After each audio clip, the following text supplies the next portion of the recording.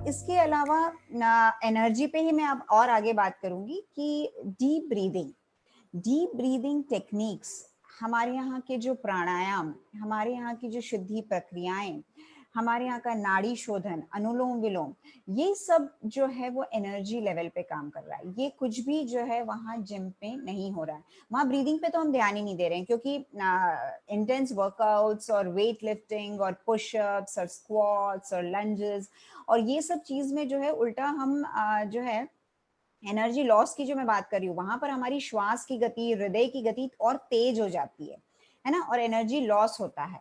और यहाँ पर जो है हम डीप ब्रीदिंग करके, यानी लंबी गहरी श्वास और धीरे धीरे प्रश्वास जो हम करते हैं, उससे हम हमारे श्वास की गति को हल्का सा कम करते हैं।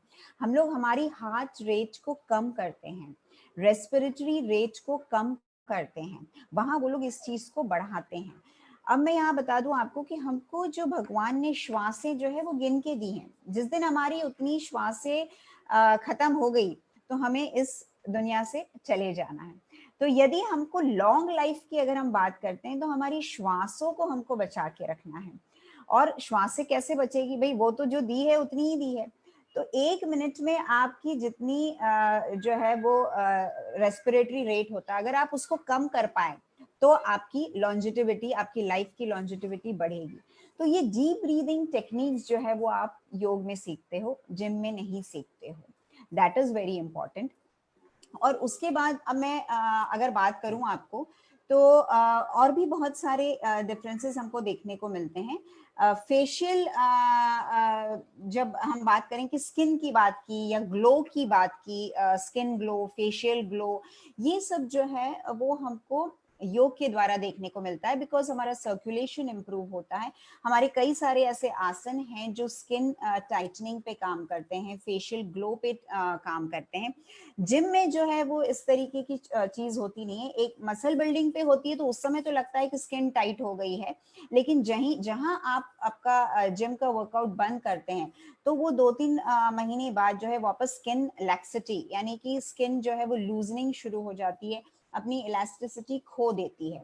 वो चीज जो है वो योग में नहीं होती है। ये एक कंटिन्यूस, एक रेगुलर जो है करने वाली जो चीज होती है, उसमें आपकी स्किन टाइटनिंग, स्किन ग्लोइंग पे जो है वो हमेशा बनी रहती है। यहाँ पे कभी आपको लूज स्किन जो है वो नहीं दिखाई देगी। और जो मैं डिफरेंस बताना चाहूंगी कि योग में हमको कोई ताम झाम की जरूरत नहीं होती है, सिर्फ हम चाहिए, हमारा मैट चाहिए और हम कहीं पे भी योग कर सकते हैं। मतलब वो हम योगा स्टूडियो में जाएं तो वहां कर सकते हैं, स्टूडियो में नहीं जाएं तो हम अपने घर में ही कर सकते हैं, हम चाहें तो पार्क में जाके कर सकते हैं, खुली हमारी छत पे कर सकते हैं, ऑफिस के हमारे रूम में कर सकते हैं। बस हमको जो है एक 6x4 की जगह चाहिए होती है, हमारा मैट चाहिए होता है, उस पर हम योग कर सकते हैं। जहां मैंने ऑफिस रूम की बात करी तो आजकल चेयर योगा, मतलब अगर आपको उतना टाइम नहीं मिल रहा है तो चेयर योगा भी जो है उस पर बैठ के भी जो है वो कई सारी चीजें आप कर सकते हो। और जिम में जो है वो आपको एक बहुत बड़ी स्पेस चाहिए, बहुत सारे इक्विपमेंट्स चाहिए, ट्रेडमिल चाहिए, वेट्स चाहिए, प्रॉप्स चाहिए और बहुत सारी चीज़ों के साथ जो है आपको, और जिम में आपको कहीं जाना है, कहीं एनरोल करवाना है तो ही आप जो है वो एक्सरसाइजेस कर पाते हैं। तो ये बहुत बड़ा मेजर डिफरेंस है। और इसको आज के सिनेरियो से अगर मैं कनेक्ट करती हूँ तो मैं ये बोलूंगी कि आज जो लॉकडाउन वाली स्थिति हुई तो सबसे पहले सारे जिम जो है वो बंद हो गए, और अब बात आती है कि हमको इम्यूनिटी बढ़ाना है, हमको कोई ना कोई कैसे हम बढ़ाएं। तो हमारा योग जो है वो, मतलब अब जिम जाने वालों में भी जो है वो योग पॉपुलर हो गया कि जिम तो हम जा नहीं पा रहे, हमको घर पे रह के ही जो है वो योग करना है, ब्रीदिंग पे ध्यान देना है, हमारी इम्यूनिटी को बढ़ाना है। बहुत सारी ऐसे योगासन है, प्राणायाम है जो हमारी इम्यूनिटी को बढ़ाते हैं, जो हमारे कोरोना वायरस जो बेसिकली रेस्पिरेटरी सिस्टम को अटैक कर रहा है, तो रेस्पिरेटरी सिस्टम को स्ट्रेंथन करने के लिए बहुत सारे प्राणायाम हैं। तो ये बात तो खैर अलग ही टॉपिक हो जाएगा कि इम्यूनिटी बूस्टिंग के लिए क्या क्या चीजें हमें करना चाहिए। लेकिन यहाँ में डिफरेंस बताने के लिए मैंने आपको बताया कि आज जो 3 महीने का हमारा लॉकडाउन था उसमें लोगों ने घर में रहकर योग किया है और अपने इम्यूनिटी को बढ़ाने के लिए जो काम किया है, डाइट पे ध्यान दिया है, जो कि जिम जाने से जो है वो नहीं हो सकता था। तो ये बात कहूँगी। और अब मेजर बात एक और मैं आपको ये कहना चाहूँगी कि योग थेरेपेटिक है, यानी कि रोगों पे भी जो है वो योग किया जाता है। अलग अलग प्रकार के रोगों के लिए, उनको ठीक करने के लिए हमारे पास कई सारे आसन और प्राणायाम हैं। तो थेरेपेटिक लेवल पे जो है वो योग काम करता है, जहाँ जिम बिल्कुल भी काम नहीं कर सकता है। उल्टा वहाँ तो अगर आप बीमार हो, अगर आपको कोई डिजीज है तो आपको नहीं जाना है, क्योंकि वो चीज़ आपके लिए है ही नहीं। लेकिन योग सभी के लिए है, ऑल एज ग्रुप्स। आप वो हमारे यहाँ ग्रंथों में बताया गया है कि 8 साल के बालक से, जहाँ वो थोड़ा सा मेंटली थोड़ा स्टेबल होके समझने लग जाता है चीज़ों को, तब से जो योग को शुरू किया जाता है। तो 8 से लेके 80 और 80 से भी ज़्यादा वर्ष तक के सभी लोगों के लिए जो है वो योग होता है। लेकिन जिम जाने के लिए जो मैं कहूँगी कि एक पर्टिकुलर एज लिमिट आ जाती है वहाँ जाने के लिए, यहाँ कोई एज लिमिट नहीं है। और जैसे कि मैंने बताया कि थेरेपेटिक है योग, हर डिजीज के लिए जो है बताया हुआ है। आज क्योंकि ये वैद्य मित्रम प्लेटफॉर्म है, तो मैं आयुर्वेद से भी आपको एक चीज बताना चाहूंगी कि जो आयुर्वेद का मुख्य प्रयोजन है, स्वस्थस्य स्वास्थ्य रक्षणम आतुरस्य विकार प्रशमनम च, यानी कि स्वस्थ व्यक्ति के स्वास्थ्य की रक्षा करें, ये पहला प्रयोजन है। तो उसमें योग कारगर है कि आप आपके फिजिकल, मेंटल, स्पिरिचुअल फिटनेस को बनाए रखने के लिए योग किए।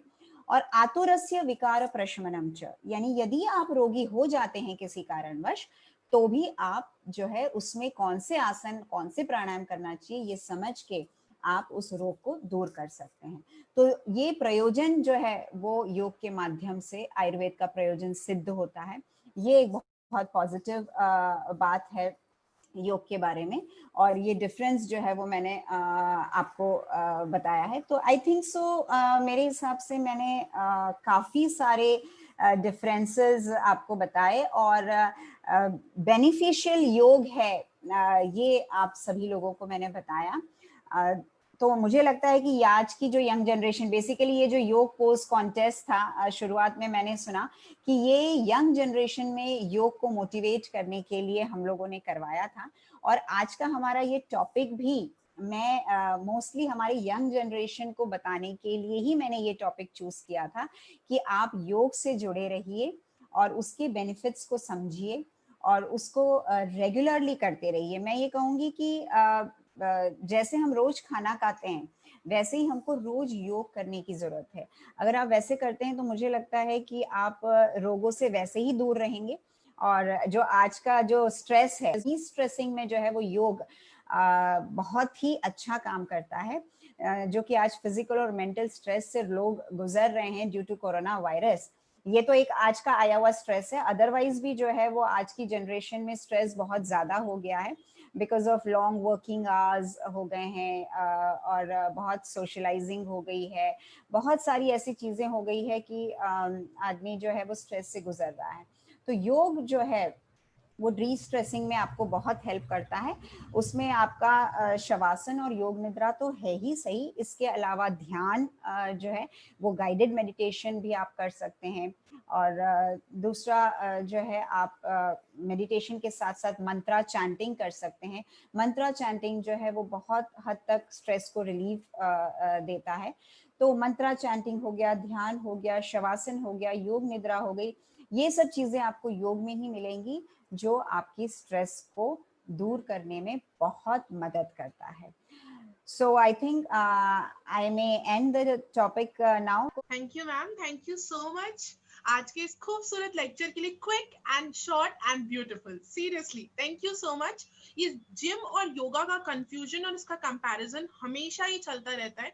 हम चूंकि आयुर्वेद के हैं तो हमें पता है कि इनका कोई कंपैरिजन ही नहीं है, जिम कहाँ है और योग कहाँ है। लेकिन लोगों को समझाने के लिए आपने जो आज हमसे बातें कही, ये बातें, ये पॉइंट्स, ये फैक्ट्स उनके सामने रखकर हम उनको बहुत आसानी से कन्विंस कर सकते हैं कि yoga is like far better than gym. I think so.